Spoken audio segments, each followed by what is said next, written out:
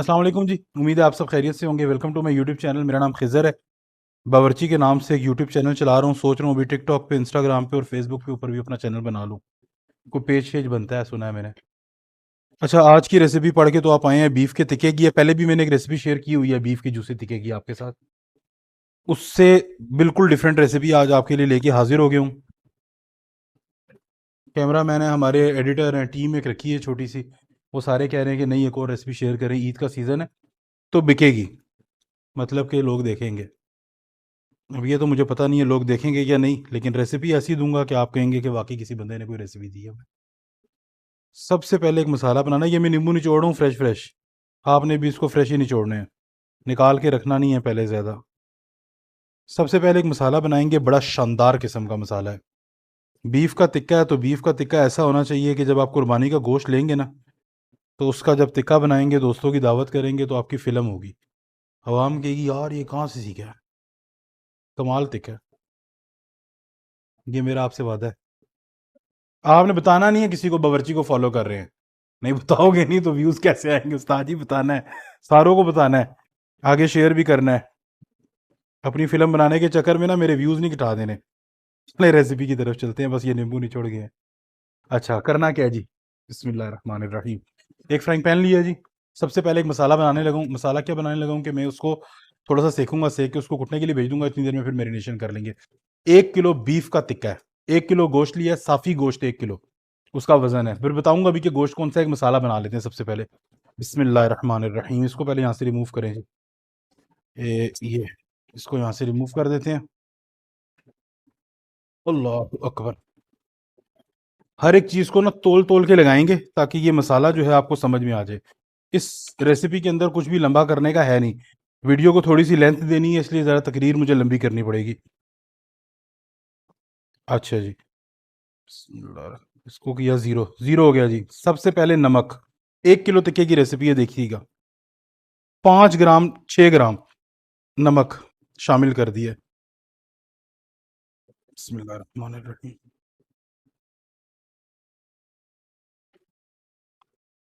अच्छा जी, इसके बाद आ गया चाइना साल्ट। ये ज़ीरो क्यों नहीं हो रहा। हो गया। अच्छा जी, चाइना साल्ट गया 3 ग्राम। ये आपने ना इसी तरह ना वजन में इसलिए करके आपको बता रहा हूँ ताकि अब आप गलती कोई ना करें। इसके बाद आ गया काला नमक। 3 ग्राम काला नमक चला गया।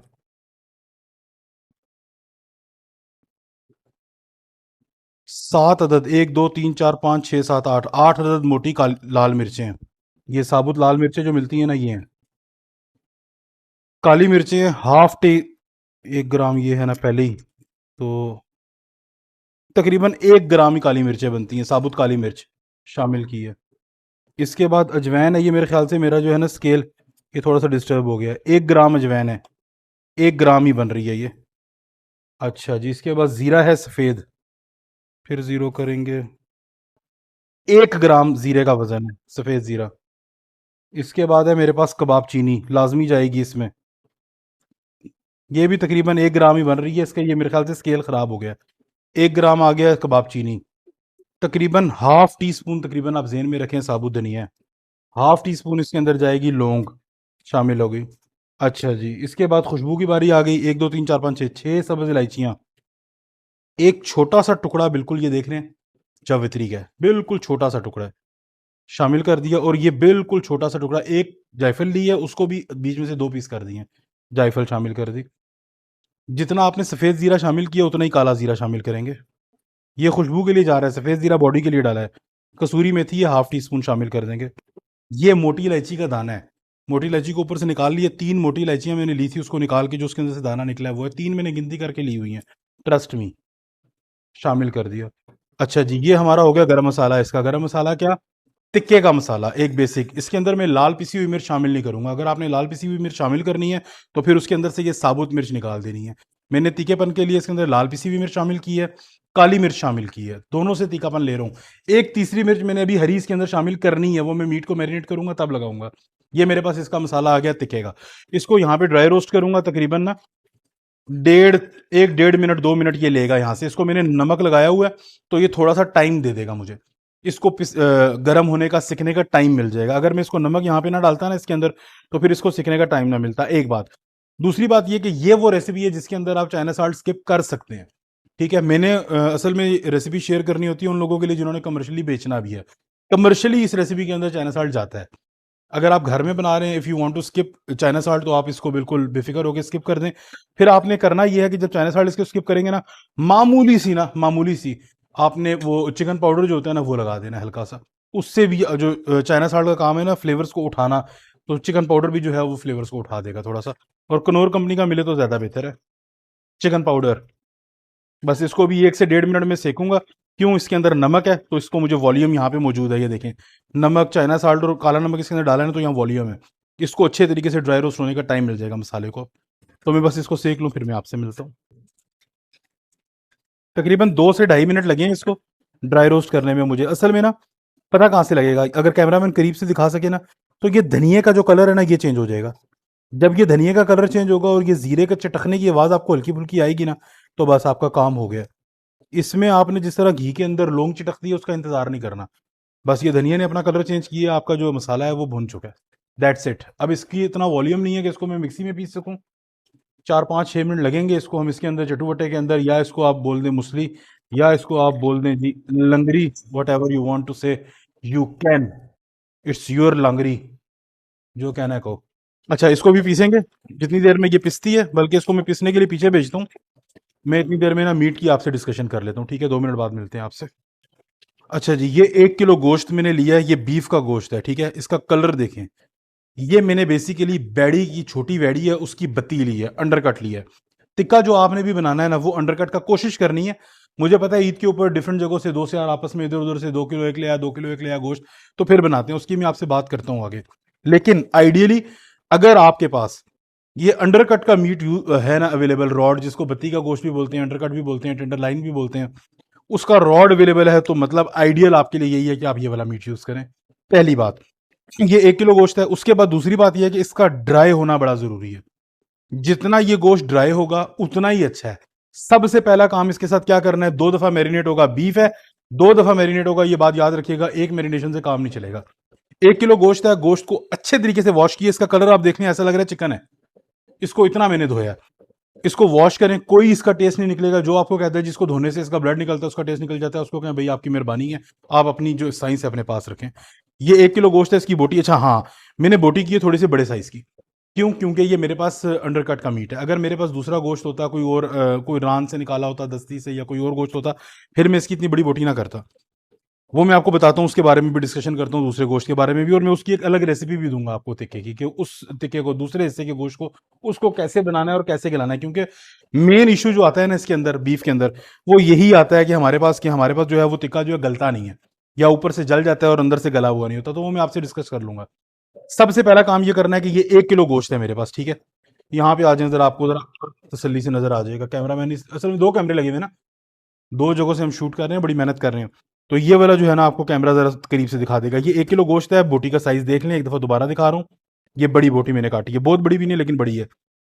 सबसे पहले सरसों का तेल है, बगैर स्मोक किया हुआ, कड़वा तेल है सरसों का, मतलब तारे मीरे का कड़वा तेल नहीं है, सरसों का कड़वा तेल है। ये मैंने इसके अंदर 4 टेबल स्पून भर के ना ऑयल, बल्कि आप इसमें 5 शामिल कर दें, कोई मसला नहीं है। ये है सरसों का तेल, ठीक है? शामिल कर दिया। पहली मैरिनेशन कर रहा हूं अभी। लहसुन का पेस्ट 1 टेबल स्पून भर के जाएगा इसके अंदर, ये देखें जी। अदरक का पेस्ट है 1 टेबल स्पून, जितना लहसुन उतनी अदरक भर के जाएगा, लेकिन फ्रेश बना हुआ। ऐसा नहीं है कि घर में बना हुआ पड़ा हुआ है पेस्ट और वो इस्तेमाल करें टिक्के के अंदर, वो नहीं चलेगा। ग्रेवीज में, पुलाव में, बिरयानी में चल जाएगा। अच्छा जी, हरी मिर्च का पेस्ट है 2 टेबल स्पून, जितना लहसुन अदरक शामिल करने हैं उससे डबल हरी मिर्च। हरी मिर्च जो है वो बारबेक्यू को उठा देती है। और मेरा जो ये पेस्ट है ना, ये मैंने पानी में नहीं बनाया हुआ है। एक बात ध्यान में रखिएगा कि मैं पेस्ट बनाता हूँ सारा अपना ऑयल के अंदर। अच्छा जी, वो भी मैं आपको रेसिपीज, लहसुन अदरक हरी मिर्च के पेस्ट की भी रेसिपीज दूंगा। उसके बाद मैंने ये 4 अदद नींबू जो है ना ये निचोड़ लिए थे।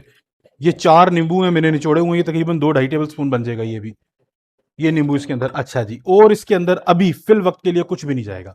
अभी पहली मैरिनेशन है, बीफ बोटी है। अगर ये चिकन होता या मटन होता, एक मैरिनेशन से काम चल जाता। चिकन के भी मैंने आपको जो सिखाई है वो 3-3 मैरिनेशन सिखाई हुई है, लेकिन एक से काम चल सकता है अगर चिकन है या मटन है, बीफ नहीं चलेगा, बीफ का गोश्त भारी होता है, इसको गोश्त को अपना फ्लेवर्स एब्जॉर्ब करने में टाइम लग जाता है। सबसे पहले लहसुन, अदरक, हरी मिर्च, नींबू और सरसों का तेल लगा के ना गोश्त को अच्छे तरीके से मिक्स करें और इसको मिक्स करने के बाद छोड़ दें। ये तकरीबन 1 से 1.5 घंटा गोश्त जो है ना वो पहली मैरिनेशन के अंदर रहेगा।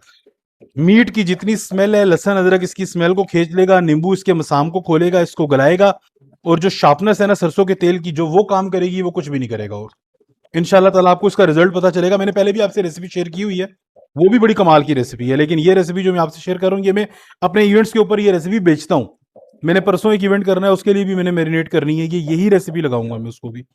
इसका बड़ा अच्छा रिजल्ट है। आप अगर मेरा पेज दाता केटरिंग के नाम से इंस्टाग्राम के ऊपर पेज है, आप वो देखेंगे, आपको आइडिया हो जाएगा, और आप मेरे कस्टमर्स के रिव्यू सुनेंगे, आपको फिर भी आइडिया हो जाएगा कि मेरा फूड किस क्वालिटी का है।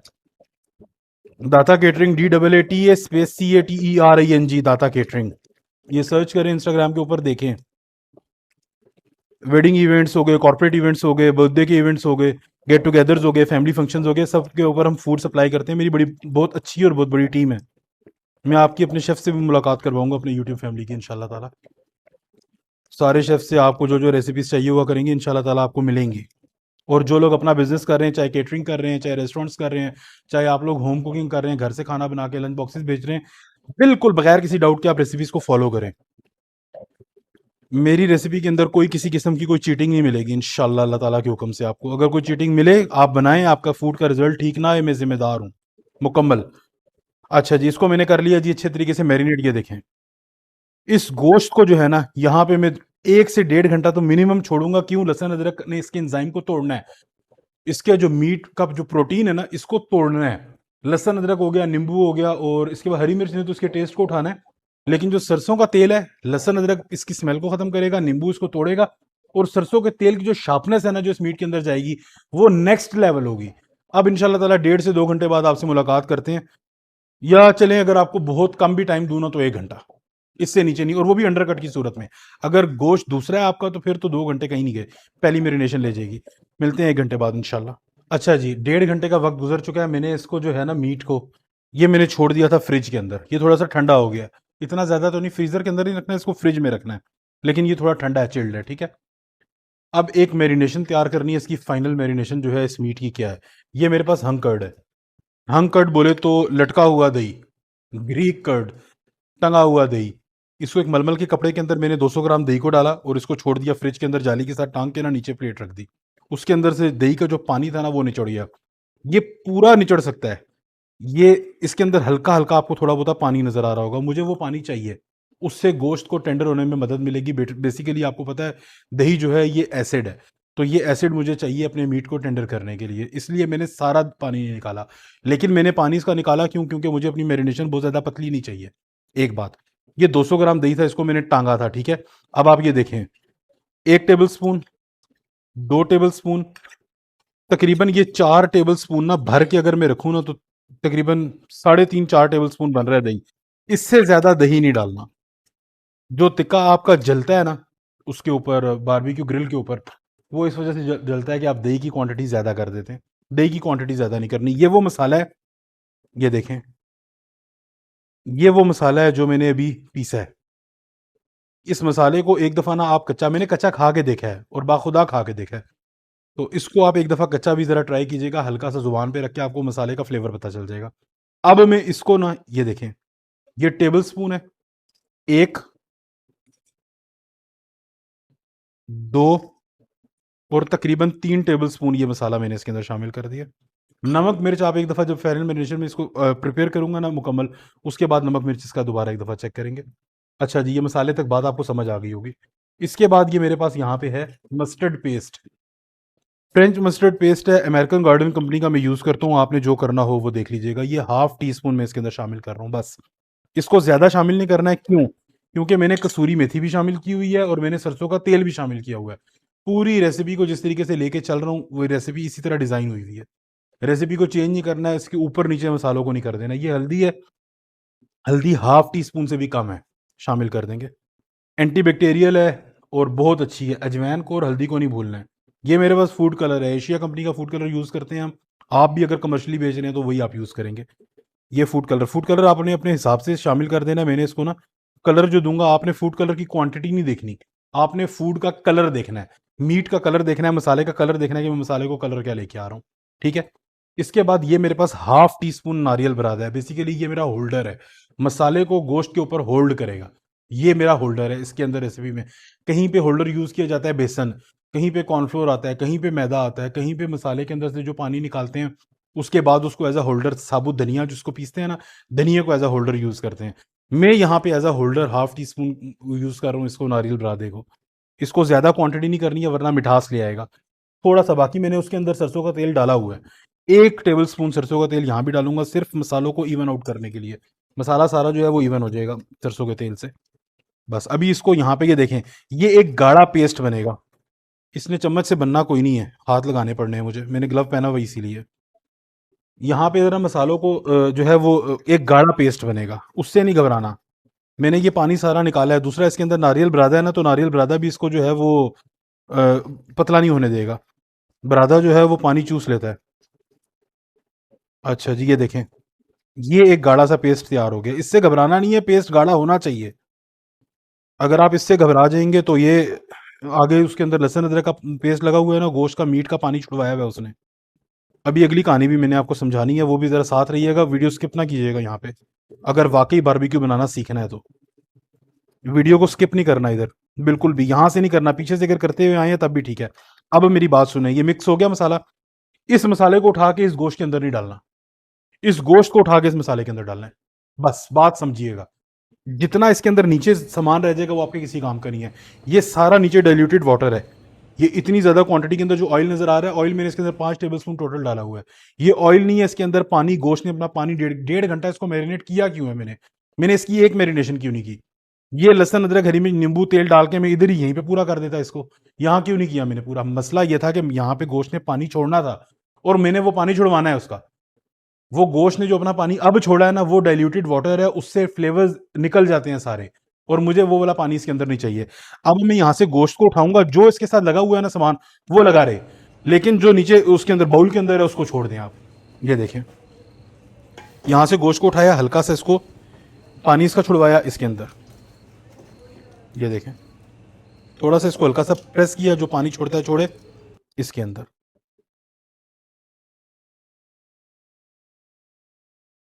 ये गोश्त इधर आ गया। अब ये जो पानी है ना सारा, ये तेल नहीं है, ये पानी है, ये आपके किसी काम का नहीं है। ये वो पानी है जो आपके फ्लेवर को डिस्टर्ब करता है। बस अब आपने यहाँ पे इसको मिक्स करना है। आपका जो बेरिनेशन जो आपको गाढ़ी नजर आ रही थी वो खुद ब खुद पतली हो जाएगी।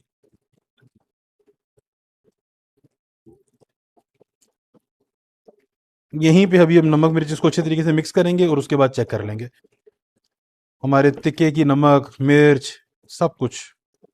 अच्छा, एक चीज आप नोट कीजिएगा कि मैंने इसके अंदर ना, अगर आप लोग मेरे पुराने फॉलोअर्स हैं तो आपको मैंने बताया हुआ है कि कोई भी ड्राई चीज आप बनाने लगे उसकी मैरिनेशन तैयार करें, आपने कुछ चीजों का ख्याल करना है। हर मैरिनेशन के अंदर उसका कोरियर होना जरूरी है। कोरियर क्या, एक फैट। बेसिकली कोई भी मैरिनेशन है ना, उसके अंदर कोरियर फैट होता है। अब फैट कौन कौन सा है, ऑयल है, बटर है, घी है, उसके बाद क्रीम है, योगर्ट है, फैट का काम करता है, मिल्क है। कोई ना कोई फैट इसके अंदर मौजूद होना जरूरी है। हमारे पास इधर फैट सरसों का तेल है, एक बात। दूसरी बात, ये कोई एसिड होना जरूरी है। एसिड कौन कौन सा है, योगर्ट है एसिड, उसके बाद सिरका एसिड है, उसके बाद लेमन है एसिड। तो हमने यहाँ पे 2 एसिड यूज किए हुए हैं, जिसके अंदर योगर्ट भी है हमारे पास और दूसरा लेमन भी है हमारे पास। 2 एसिड चले गए। कोरियर हमने इसके अंदर कौन सा यूज किया है, मस्टर्ड ऑयल यूज किया हुआ है इसके अंदर। उसके बाद हमने इसके अंदर जो है वो स्मेल खत्म करने के लिए क्या यूज किया, लहसुन और अदरक का पेस्ट यूज किया। हमने इसके अंदर फ्लेवर कहाँ से दिया, जो हमने मसाला बनाया है अपना, वो पूरा फ्लेवरफुल मसाला है। उसके अंदर हमने काला नमक लगाया हुआ है, वो बड़ा कमाल का मसाला है। उसके अंदर काला जीरा है। खुशबू कहाँ से ली हमने, खुशबू हमने बहुत ज्यादा इस्तेमाल की है इसमें।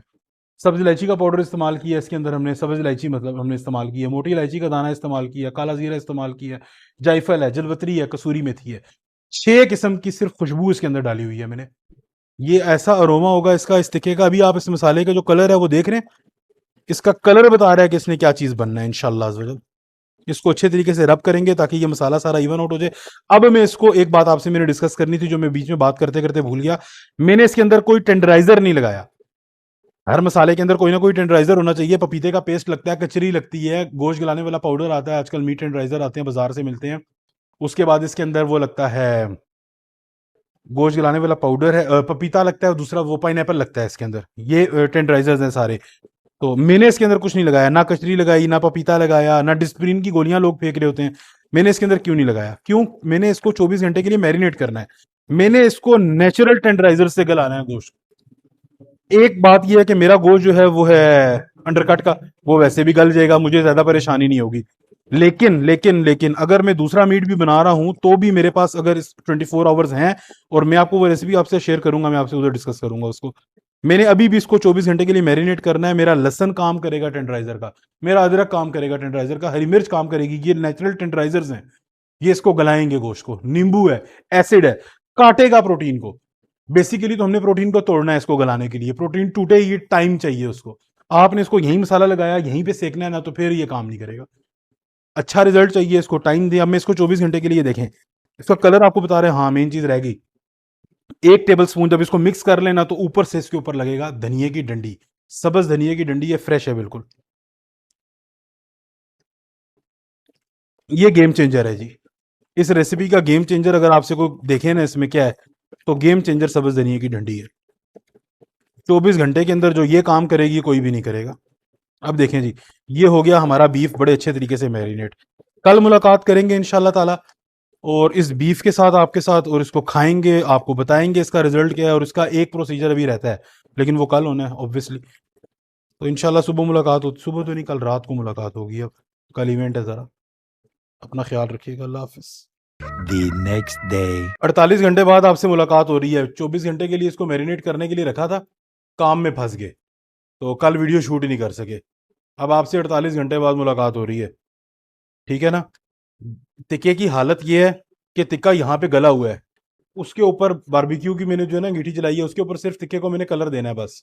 अच्छा, इसको टिक्के को ना सीखों पे चढ़ाने का तरीका कार क्या है? आपने एक चीज का ध्यान करना है सिर्फ। वो क्या करना है, जो बारबेक्यू की ये बोटी है ना, ये देखें, ये बोटी है, इसकी जो पतली साइड होगी, आप लोग काटेंगे ऑब्वियसली, ये क्यूब तो कटेगा नहीं। इसकी जो पतली साइड होगी ना, उसको आपने इस तरीके से सीख के ऊपर ना पहले घुसानी है, और जो सीख है वो पूरी की पूरी बोटी के बीच में से घुस के लगनी चाहिए। तो ये आप इसको यूं फेरेंगे ना, ये लटकेगी नहीं, अदरवाइज ये लटकेगी, नीचे से जलेगी।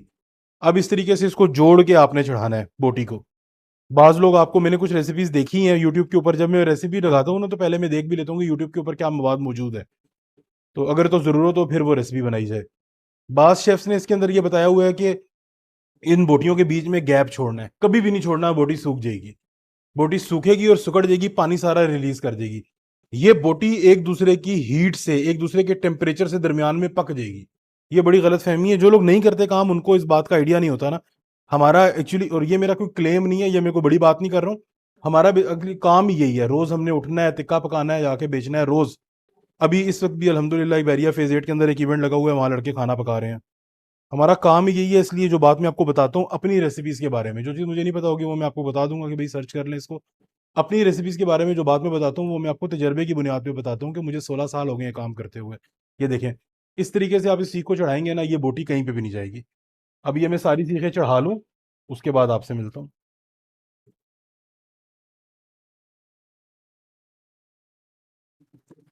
अच्छा, कोयला जो है ना, उसका रेड हॉट होना बड़ा जरूरी है। अगर कोयला आपका काला होगा और उसके ऊपर सेकने की तरफ जाएंगे ना, कोयले का फ्लेम जो है ना, वो स्मोक कोयले का, वो मजा नहीं करेगा। बेसिकली रेड हॉट कोयला होगा, उसी के ऊपर आपने इसको पकाना है, और सिंगल फ्लेम के ऊपर। अब सिंगल डबल इसका भी पूरा लेक्चर मैंने देना है, रेसिपी पहले ही बहुत लंबी हो गई है। एडिटर कह रहा है कि एक दिन पहले जब हमने इसको शूट किया ना, तो पहले ही बहुत लंबी है, इस पे ज्यादा लंबी तकरीर नहीं करनी इस रेसिपी में। और मुझे सुकून नहीं मिलता अगर मैं सीधी बातें ना बताऊं आपको। ये सिंगल कोयले के ऊपर हमने इसको पकाना है, मैंने इसके ऊपर पूरा आपको लेक्चर एक देना है। ये बड़ा जरूरी है, जो लोग बारबेक्यू का काम करना चाहते हैं ना, उनके लिए ये लेक्चर बड़ा जरूरी है। ये सिंगल कोयले की आंच क्या है, डबल कोयले की आंच क्या है, ट्रिपल कोयले की आंच क्या है, चारों कोयले की आंच क्या है, वो मैं बताऊंगा आपको सारी। अच्छा, ये मेरे पास आ गया जी, ये सारा मैंने मीट चढ़ा दिया। सब का सब मैंने जो है ना वो इसके ऊपर जोड़ के चढ़ाया। 7 सीखें बनी है इसके अंदर 1 किलो में। 1 किलो मेरे पास अंडर कट थी, बिल्कुल लो फ्लेम के ऊपर ना। 7 मिनट मैंने इसको देने हैं, लेकिन मैंने इसको पकाते हुए एक काम नहीं करना जो कि आप लोग करते हैं, इसको मैंने पलटना नहीं है। 1.5 मिनट, 1 से 1.5 मिनट मैंने इसको पलटना नहीं है। मुझे जहां पे लगेगा ना कि ये जल सकता है, ये लग सकता है, मेरे पास हाथ में सीख है, मैं इसकी मदद से इसको ना ऐसे, ये देखें, नीचे कोयले का फ्लेम कम करूंगा, मैं इसको पलटूंगा नहीं, 1 से 1.5 मिनट तो बिल्कुल भी नहीं पलटना। चूल्हे का फ्लेम कम होना चाहिए, चूल्हा मतलब सिगड़ी जो है इसकी, इसका फ्लेम कम होना चाहिए, इसका फ्लेम तेज ना हो। इसको पकाते हैं, ये साथ साथ पक रहा है। उसके साथ साथ एक काम ये करना है कि इसको यहाँ पे, ये मेरे पास एक फ्राइंग पैन है, इसके बाद थोड़ा सा मक्खन है, मैक्सिमम ये 40-50 ग्राम मक्खन होगा बस। ये मक्खन इसके अंदर डालेंगे। एक तड़का तैयार करने लगा हूं, पहले भी एक रेसिपी के अंदर मैंने ये शेयर किया हुआ है ये तड़का। जरा ये गर्म हो जाए ना मक्खन, उसके बाद फिर मैं आपको मिलता हूँ। अच्छा देखें जी, मक्खन यहाँ पे मेल्ट हो गया, उसको मैंने अभी तक पलटा नहीं है, ठीक है। मक्खन मेल्ट होने के बाद ये मेरे पास टी स्पून है, 1 टीस्पून मैंने गार्लिक चॉप किया हुआ है, ठीक है। बिल्कुल लो फ्लेम के ऊपर गार्लिक इसके अंदर डाल दिया। अच्छा जी, गार्लिक चॉप इसके अंदर डाल दिया। इसको अच्छे तरीके से हम जो है वो भून लेंगे। इसको गोल्डन करना है, बेसिकली गार्लिक का क्या काम है, गार्लिक गार्लिक को यहाँ पे हमने गोल्डन फ्राई करना है। गार्लिक गोल्डन फ्राई हो जाए उसके बाद मैं आपसे मिलता हूँ, तब तक इसको पलटते हैं इंशाल्लाह। अच्छा जी, ये देखें 1.5 मिनट का टाइम गुजर गया। ये देखें मीट ने अपना कलर, जरा करीब से दिखाइएगा इसमें, मीट ने अपना कलर जो है सारा चेंज कर दिया। ये देखें, इसको इसी तरह हल्की आंच के ऊपर पकने देना है। यहाँ पे हल्का हल्का गार्लिक फ्राई हो रहा है, गार्लिक को गोल्डन फ्राई होने देना। जब तक गोल्डन कलर नहीं आएगा, मक्खन जो है झाग छोड़ेगा, डरना नहीं है, घबराना नहीं है। उसको वहां पे बिल्कुल हल्की आंच पे, लो फ्लेम पे मैंने छोड़ा हुआ है ये तड़के को। साथ साथ मैं यहाँ पे इसको फ्राई वो कर रहा हूँ, सेक रहा हूँ। 7 से 8 मिनट लगेगा तकरीबन बीफ का टिक्का बनने में। इतनी देर में मेरा तड़का भी इंशाल्लाह ताला तैयार हो जाएगा। मैं आपको बताऊंगा तड़के का, साथ साथ बताता रहूंगा, जब तक ये गोल्डन नहीं होता मैं आपको दिखाता हूँ। अच्छा जी, ये देखें, ये जिस टाइम पे आपका जो है ना गार्लिक गोल्डन फ्राई हो जाए ना, बस दैट्स इट। हमें गार्लिक का फ्लेवर चाहिए इसके अंदर। गार्लिक जब गोल्डन फ्राई हो गया, चूल्हे को कर देना है बंद। चूल्हा ऑन नहीं रहना चाहिए, चूल्हा बंद किया। ये मेरे पास 1 टेबल स्पून कोरिएंडर है, धनिया, सब्ज धनिया, ये इसके अंदर डाल देंगे। चूल्हे से उतारने के बाद डालना है, चूल्हे के ऊपर धनिया नहीं डाल देना है। बस ये हमारा तड़का तैयार है। बस जब तक हमारा मीट 80% डन नहीं होगा ना, तब तक हमने इसके ऊपर कोई घी, कोई ऑयल, कोई चीज नहीं लगानी है। यहाँ पे इसके साथ रखेंगे, ये मेरे पास साथ ब्रश है, ये देख लें। ये तड़का मेरे पास, इसकी टेम्परिंग इसके साथ पड़ी हुई है। जब मेरा मीट 80% डन हो जाएगा, उसके बाद मैं इसके ऊपर मक्खन की या बटर की जो भी है वो गार्निश देना स्टार्ट करूंगा। ये देखें, इसको जल्दी जल्दी नहीं पलटना है, बिल्कुल सुकून से। ये अपनी हीट के अंदर साथ साथ एक दूसरे के लग के भी इसको हीट देंगे, और ये पकेगा ना, ये जलेगा और ना ये अपना कलर खराब करेगा, और ये बिल्कुल अंदर तक गलेगा। एक तो ये है अंडरकट है, दूसरा इसके अंदर ये है कि ये अंडरकट है, पहली बात तो ये। दूसरा ये है कि इसको 48 घंटे हो गए मैरिनेशन लगी हुई है। इसके अंदर लेमन है, लहसन है, अदरक है, ये सारे नेचुरल टेंडराइजर्स हैं। इसने इसको बिल्कुल गला दिया। यहाँ चूल्हे के ऊपर मैं इसको सिर्फ कलर दे रहा हूँ, बस दैट्स इट। अच्छा, 80% जो है ना मेरा टिक्का कुक हो गया। अब इसके ऊपर से मैं इस तरीके से ये तड़का लगाऊंगा। 80% कुक होने के बाद, उससे पहले नहीं लगाना। वो क्यों नहीं लगाना, टिक्का आपका पकेगा नहीं, टिक्का जलेगा। इसको जो मैरिनेशन लगी हुई है, इसके अंदर मस्टर्ड ऑयल डला हुआ है, इसको मस्टर्ड ऑयल भून देगा पहले ही। ऊपर से इसको कुछ नहीं लगाना। दूसरा, आपका मसाला ऊपर से उतर जाएगा अगर आप इसको पहले लगाएंगे, तो मसाला अच्छे तरीके से कुक हो गया। अब इसके ऊपर आप लगाएं तड़का, जी भर के लगाएं। अब इंशाल्लाह ताला आपका टिक्का काला नहीं होगा, ठीक है ना। वो जो जल जाता है ना, जलने वाला जो कलर आ जाता है, वो इसलिए आता है आप इसको ऑयल या जो भी फैट ऊपर से लगा रहे हैं ना, वो पहले लगा देते हैं और मसाला भी उतर जाता है उससे। तो ये काम आपने नहीं करना। अच्छा, ये मैंने इसके ऊपर एक साइड से लगा दिया। अब मैं इस तरह से इसको पलट दूंगा और दूसरी साइड के ऊपर भी लगा लूंगा।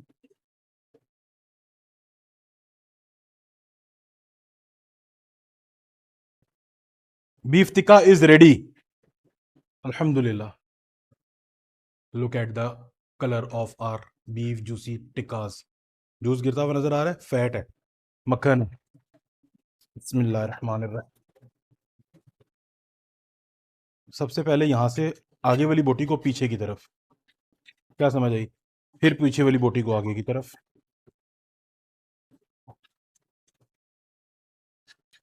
हमारे वाला कैचर हो ना, दुकान वाला जो हम किचन में यूज करते हैं, उससे कभी भी टिक्का फंसेगा नहीं। ये देखें, इसको इस तरह पीछे की तरफ आगे से छुड़वाएंगे, क्योंकि ये आगे से फंसा हुआ होगा इधर। फिर पीछे से छुड़वाएंगे, बस। अब इसको आगे इस तरह उतार लेंगे, ये पूरी सीख उतर जाएगी। चलें जी, वीडियो लंबी ना हो जाए, कि सारी सीखें उतार के उसके बाद फिर आपको दिखाते हैं फाइनल। साइड वाले आपका साइड वाला आप लेमन वाला नहीं खाते ना, मुझे पता है, मैंने उसके ऊपर नहीं डाला। अच्छा 9 मिनट लगे हैं जी, पूरे 9 मिनट हमारे जो बीफ जूसी टिक्के को बनने के लिए। लेमन इसके ऊपर क्यों डाल रहा हूँ, मैंने लेमन अपनी रेसिपी के अंदर कम लगाया हुआ है। अगर आपने ज़्यादा लगाया उधर पीछे तो फिर ऊपर से लेमन ना डालना। अच्छा टिक्के की सॉफ्टनेस क्या है, ये देखें, ये है टिक्का उसका अंडरकट का, सिर्फ उंगली के जोर से टूटा है। इसको मैंने हाथ का जोर नहीं लगाया, सिर्फ उंगली का जोर लगाया बस। Amazing texture. रेसिपी को फॉलो कीजिएगा, वो यार कमाल ही फ्लेवर है। नमक मिर्च भी बिल्कुल बराबर है। हाँ अगर स्पाइसी थोड़ा सा करना हो ना, मेरे ख्याल में जब दोस्त यार खाएंगे ना इसको तो थोड़ा स्पाइसी होना चाहिए इसको। घर के लिए तो ये बिल्कुल ठीक है। अगर इसको स्पाइसी करना हो ना तो जब टिक्का इसको लगाना है ना, आपने मक्खन वाला तड़का लगाना है, उसमें थोड़ी सी धड़ा मिर्च डाल दीजिएगा बस। और ये इसलिए नहीं कह रहा कि इसके टेस्ट में कोई फर्क है, एज इट इज फॉलो करें। अगर टेस्ट का मजा ना आया ना, पैसे वापस यार। अल्लाह हाफिज।